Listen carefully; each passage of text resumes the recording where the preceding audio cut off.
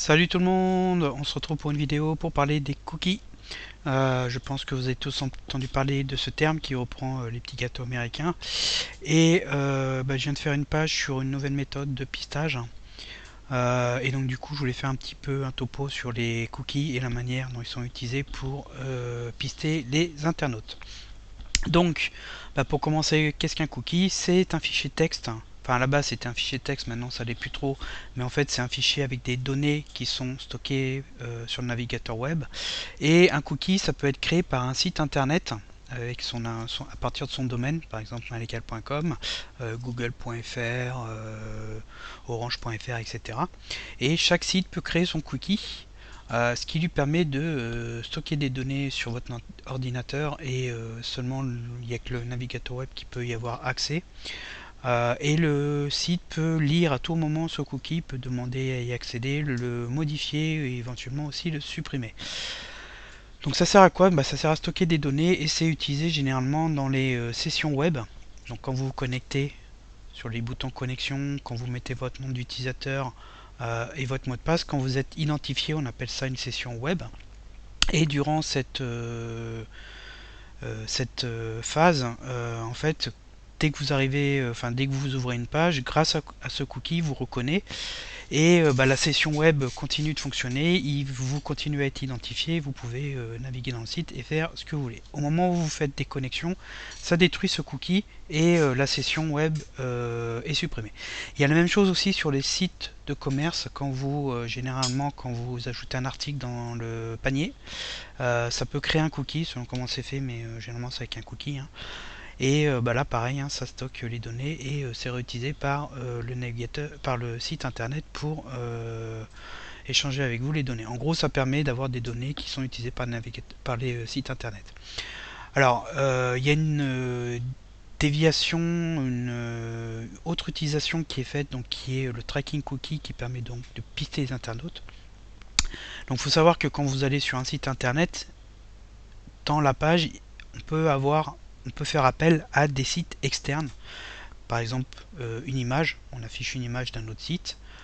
On peut afficher une pub, donc là par exemple, qui est là, le code, il est appelé sur, c'est une pub AdSense Google, donc en fait il y a un appel qui est fait sur les serveurs Google qui renvoie la pub sur la page et ça s'affiche sur votre navigateur web. Et du coup, ce site-là peut créer un cookie. Il sait très bien que vous avez affiché cette pub en étant sur le forum Malécal. Il va créer un cookie sur votre ordinateur. Et en allant sur un autre site internet où il y a Google AdSense, il va pouvoir à nouveau lire ce cookie, puisqu'il n'y a que lui qui a accès, Google. Et comme il sait sur quel autre site vous êtes au moment où vous appelez la pub, il va pouvoir vous pister de cette manière, parce que grâce au cookie, il va reconnaître votre navigateur internet, il va savoir que c'est vous, et il va pouvoir baliser internet sur les différents sites internet qui existent dans le monde, et il va pouvoir vous suivre comme ça à travers votre cookie. Donc du coup, il y a des cookies qui sont utiles et il y a des cookies qui sont un petit peu néfastes, hein. Alors, il y a des possibilités, il y a des extensions qui existent sur les navigateurs internet qui vous permettent d'éditer. Donc si par exemple là, je clique sur le petit cookie qui est là, on peut voir les cookies du forum Malécal. Quand on se connecte, ça crée un autre cookie, on peut même les modifier grâce à cette extension. Et dans les paramètres, si on tape cookie, vous pouvez un petit peu régler. Donc c'est dans paramètres de contenu sur Google Chrome, où vous avez ici cookie. Donc il y a différents autres paramètres, il y a JavaScript, Flash, etc. Et après, vous pouvez bloquer des cookies ou autoriser certains cookies. Il y a des configurations générales. On peut par exemple bloquer les cookies tiers, donc ça c'est pas mal puisque ça vous permet, comme je viens de vous expliquer avec les pubs AdSense Google, de bloquer les cookies qui sont liés aux appels externes quand vous êtes sur une page, ce que je vous conseille de faire. Alors après, bien sûr, si vous avez un bloqueur de publicité, l'appel sur la page Google n'est pas fait et donc du coup il ne crée pas le cookie et le pistage ne fonctionne pas. Donc en fait, installer une extension, parce qu'il y a des extensions comme Vanilla Cookie pour Google Chrome qui permettent en fait de bloquer carrément, enfin qui a des règles et qui permettent de bloquer les cookies. C'est pas forcément utile dans le sens où, puisque vous voyez là on peut créer une règle sur Google ou l'interdire, dans le sens où si vous avez un bloqueur de publicité comme vous bloquez les régies, vous allez bloquer les cookies. Après vous bloquez peut-être pas forcément, donc de temps en temps il faut peut-être aller faire un petit tour pour voir ce qu'il y a au niveau des paramètres, ou éventuellement en faisant majuscule CTRL et supr, vous pouvez aussi faire du ménage dans les historiques de navigation et les cookies. Alors si vous videz les cookies, vous serez automatiquement déconnecté des sites sur lesquels vous êtes authentifié. Il faudra vous reconnecter pour que le cookie se recrée. Donc ça c'est la première méthode. On appelle ces cookies là les HTTP cookies parce qu'ils sont liés au site internet et donc au web. Et il y a une seconde méthode qui est moins connue et que j'ai découverte récemment, qui sont les cookies liés aux requêtes DNS. Alors, qu'est-ce que les requêtes DNS? Bon, il y a des pages sur le site qui expliquent. Quand vous allez sur le site, par exemple forum.malecal.com, au moment où vous validez pour charger la page, le navigateur web, qu'est-ce qu'il fait? Il fait une requête DNS pour récupérer l'adresse IP de cette adresse littérale. Et ensuite, grâce à l'adresse IP, il va pouvoir se connecter au serveur web sur lequel vous êtes. C'est pas que sur les sites internet, toutes les adresses littérales que vous utilisez et les applications qui fonctionnent sur le net, comme Skype, vos jeux en ligne, etc., utilisent derrière des adresses de serveurs. Des fois, ça peut être une IP directe. Au moment où il y a la connexion qui se fait et l'appel sur cette adresse, il y a forcément une résolution DNS qui se fait derrière pour récupérer l'adresse IP. Alors je vais ouvrir un invite de commande. Je vais l'ouvrir en administrateur pour la suite de la vidéo. Par exemple, si on fait, je vais faire juste une requête ping. Alors, je ne cherchez pas à comprendre ce que c'est pas très bien, c'est grave. Simplement sur le fait qu'au moment où j'ai fait entrer, vous voyez qu'ici, il me récupère l'adresse IP de cette adresse-là. Et donc, il y a une requête DNS qui est faite. Pour que ça fonctionne, il y a des serveurs DNS qui s'occupent de faire ces résolutions-là. Et quand dans votre connexion internet, il y a les serveurs DNS de votre fournisseur d'accès qui sont configurés. En fait, si on regarde au niveau de la configuration Windows, on voit qu'ici il y a le serveur DNS et en fait c'est votre box ou routeur en général qui s'occupe lui de contacter les serveurs DNS du fournisseur d'accès et vous les renvoyer le résultat sur votre ordinateur pour que la résolution DNS fonctionne et que vous puissiez ensuite vous connecter au serveur souhaité. Et donc il y a un site qui s'appelle DNS Cookie qui vous permet de tester un petit peu cette méthode de pistage. Tout simplement, il va vous générer un identifiant qui est là. Et il va vous montrer que en rafraîchissant la page et en faisant divers tests, cet identifiant il reste le même et du coup il est capable de vous pister grâce à cet identifiant puisqu'il va reconnaître votre ordinateur ou votre navigateur web. C'est à dire que si je ferme Google Chrome, donc là il finit par 49, je vais dessus, il me génère exactement le même identifiant et il arrive à me reconnaître. Je vais utiliser ce navigateur qui s'appelle Brave, je vais dessus et il me génère le même identifiant. Donc déjà il faut bien comprendre que comme on utilise des cookies au niveau des requêtes DNS, ce n'est pas dépendant du navigateur web, c'est à dire que ce n'est pas comme les cookies HTTP où chaque navigateur gère ses propres cookies et en changeant de navigateur vous n'avez pas les mêmes cookies.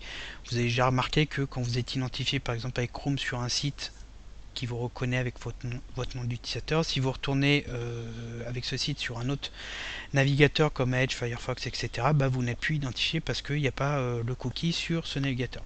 Donc cette méthode, elle est beaucoup plus puissante parce qu'elle n'est pas liée à votre navigateur web, mais elle est potentiellement plutôt liée à votre environnement réseau ou votre ordinateur. Là déjà, il est capable de me suivre sur deux navigateurs web différents et il pourrait me suivre sur une autre application, Skype ou autre, ce qui étant plus le pistage. Alors, on va fermer ça. Je vais quand même vous montrer que en vidant le cache et compagnie, voilà, donc là vite fait, j'ai vidé le cache, on rafraîchit, on va trouver le même identifiant.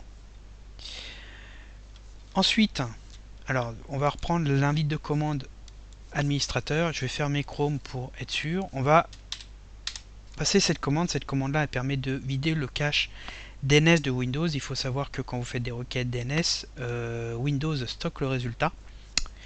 Ce qui permet, quand vous reconnectez au même serveur et que vous faites la même résolution DNS, quand vous demandez pour la même adresse littérale quelle est l'adresse IP, et ben au lieu de faire une requête sur internet, perdre du temps et vous bouffer votre bande passante, Windows stocke le résultat, il va le prendre dedans et ça fait gagner beaucoup de temps. Donc là, je vais simplement vider ce cache. Je vais retourner sur Google Chrome et sur le site, et on voit que l'identifiant reste strictement le même, et du coup vider le cache de Windows n'aide pas, et on a quand même, le site a quand même la possibilité de nous reconnaître. Alors pourquoi vider le cache n'a pas aidé? Tout simplement parce que si on retourne sur notre configuration réseau, comme je vous ai dit, le serveur DNS est celui de la box internet, et cette box internet elle a aussi un cache pour les mêmes raisons que évoquées précédemment, et du coup le site au moment de la résolution de DNS ça reprend le cache de la box, et donc du coup il arrive à nous reconnaître, à récupérer le cookie et à générer le même identifiant. Donc dans ce second démo, ce qu'on va faire, c'est que on va aller dans les paramètres des cartes réseau et on va aller changer le serveur DNS. Donc là en fait c'est en automatique, donc c'est la box qui attribue les adressages, et du coup il a mis son adresse, elle a mis son adresse comme serveur DNS. Ici on va mettre le serveur DNS de Cloudflare. Donc si on fait un ipconfig all, on voit que cette fois-ci on est passé sur Cloudflare. Donc je vais à nouveau, pour être sûr que ça n'interfère pas, vider le cache DNS, et je vais même fermer à nouveau Chrome pour être sûr que tout ça se soit bien pris en compte.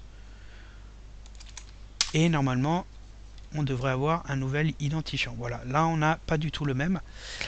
Pourquoi? Parce que on est passé par les serveurs DNS de Cloudflare, et du coup le cookie qui est sur la box n'est plus utilisé, et on a un autre cookie. Donc là pareil, si je rafraîchis, il nous retrouve le cookie qui est avec Cloudflare, et du coup il me génère un autre identifiant. Alors on peut s'amuser à faire la même chose avec par exemple les DNS de Google. Je vide à nouveau le cache et je ferme, je réouvre Chrome et on a un autre numéro. Alors la question c'est, est-ce que si on revient sur Cloudflare on récupère l'identifiant d'avant? Ça j'ai jamais testé.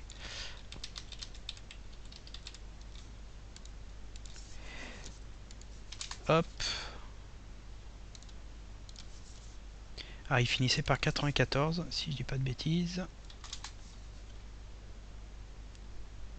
Et non, on en a un autre. Donc du coup, en tout cas, changer les serveurs DNS, ça permet de repartir sur d'autres cookies, et du coup, le pistage est brouillé. Le problème, c'est que vous pouvez pas vous amuser à changer de DNS tous les 4 matins. Et en plus, ne pas bénéficier du cache, c'est un peu embêtant, parce que, comme je vous dis, ça permet de rendre les requêtes DNS plus rapides. Il n'y a pas vraiment de méthode pour le moment pour se protéger de ce type de pistage, sachant que je ne suis pas certain qu'il soit très répandu pour le moment, parce que le site qui est là il doit être relativement récent et j'avais jamais entendu parler de cette méthode. Mais elle risque d'être étendue, sachant qu'on peut aussi l'améliorer. Il y a des explications qui sont données ici sur le site pour ceux qui parlent anglais. En tout cas, c'est une méthode intéressante parce que elle permet de étendre le pistage au-delà du navigateur web. Par contre, comme le cache, là, dans notre cas, il est sur la box internet, il peut y avoir des confusions avec les ordinateurs. C'est pour ça que il faut que, si on veut un pistage efficace, il y ait les améliorations qui sont décrites ici pour vraiment reconnaître votre ordinateur et pas y avoir de confusion entre les différents appareils qui sont sur la même box avec le même serveur DNS. Mais bon, je pense que ça, techniquement, c'est faisable. En tout cas, je pense pas que vous ayez, enfin moi en tout cas c'était pas le cas, entendu parler de cette méthode. J'espère que vous avez compris, que j'ai bien expliqué et que ça vous a plu. Il y a une page sur le site qui en parle. Le jour où il y a des logiciels qui permettent de se protéger de ça, je pense notamment à Simple DNS Crypt. Pour ceux qui ne connaissent pas, il y a une page normalement sur le site, elle est là, qui permet de chiffrer les résolutions DNS et probablement que pourra protéger de ce type de pistage, sachant que comme en plus il utilise ses propres serveurs DNS, il y a des chances que ce soit assez simple à mettre en place. Je sais pas pour le moment, enfin j'essaierai de suivre et de mettre une mise à jour de l'article avec les méthodes pour se protéger de ce type de pistage. Voilà, donc cette vidéo concernant les cookies et le pistage touche sa fin. Si ça vous a plu, n'hésitez pas à la partager et à la noter avec un petit pouce vers le haut, et je vous dis à bientôt pour d'autres vidéos.